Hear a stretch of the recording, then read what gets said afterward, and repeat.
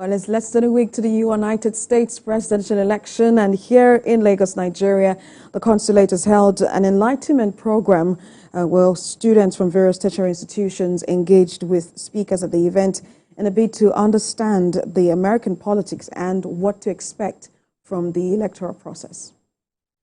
And who will fight for you? The U.S. presidential election is on everyone's lips across the globe, and Nigeria is not exempted. The battle between Vice President Kamala Harris and former President Donald Trump is taking the headlines, especially with the election moving from issue-based campaign to personal attacks. I'll say these are the largest speakers I've ever seen over here. To break down how a president emerges, the process, the Electoral College and voting system, the U.S. Consulate in Lagos organized this event with students, academia in attendance. It's about accountable governance. That is to ensure that we are safe as Americans and Nigerians, that we are prosperous, and that we are free.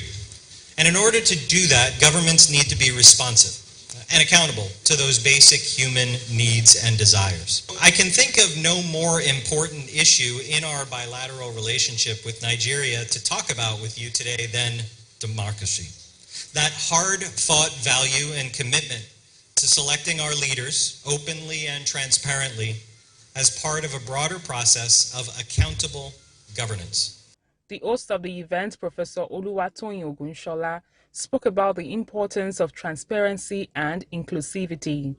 The democratic values upheld in the United States, such as the freedom of speech, the rule of law, and the protection of individual rights, serve as a model for us all as we strive to enhance our democratic practices here in Nigeria.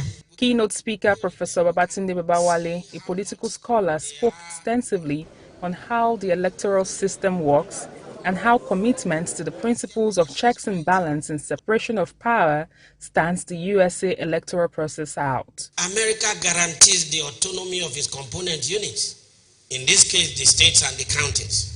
It is indeed a country that you can say it has a strong tradition of local self-governance. Furthermore, I can say that there is something that is also unique about America. Its commitment to the principle of checks and balances in governance. Though the program was able to enlighten the youth on dynamics of the U.S. election, stakeholders at the event encouraged more youth to participate in the electoral process of the country. Sharon Ijason, TVC News.